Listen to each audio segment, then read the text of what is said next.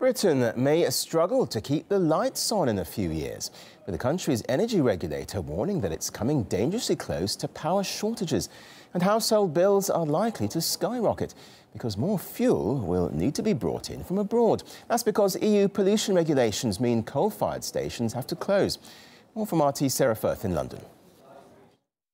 Not good news for consumers here in Britain at all. They've been warned once again that their energy bills are set to rise. Now, this warning was issued by the chief executive of the energy watchdog Ofgem, and he said that a fall in the UK's power production capacity, a gap where renewable energy market hasn't quite caught up yet, could be set to push our bills even higher as we rely more and more on energy imports. Now, I want to put this in context for you because the debate around energy bills here in the UK has been raging on for years. We've had controversy over energy tariffs. You've got the big six kind of cartel of energy companies that have been under constant criticism for not giving a fair deal to consumers.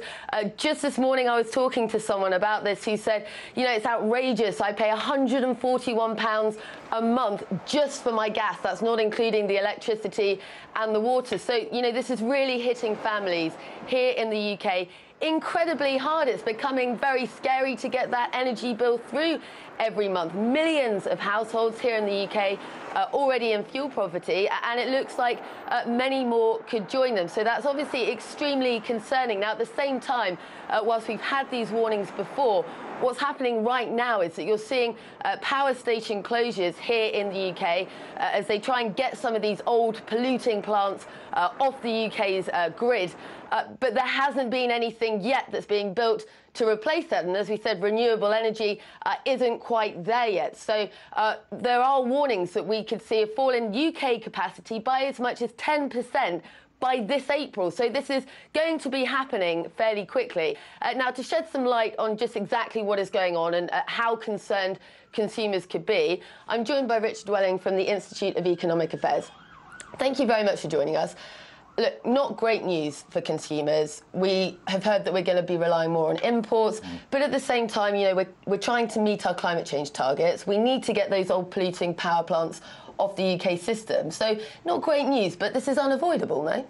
I don't think so, and this is really terrible for news for consumers. So energy prices have gone up by 160% since 2004. We've got 6 million households in fuel poverty, expected to rise to 9 million within just 3 years.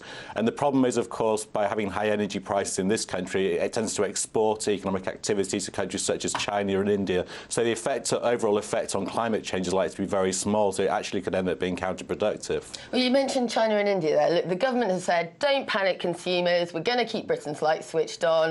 And actually, as countries like China are demanding more imports, that's pushing the global prices higher. So we're actually removing ourselves from the risk, aren't we, by, you know, looking towards renewable energy, non-fossil fuel types of energy?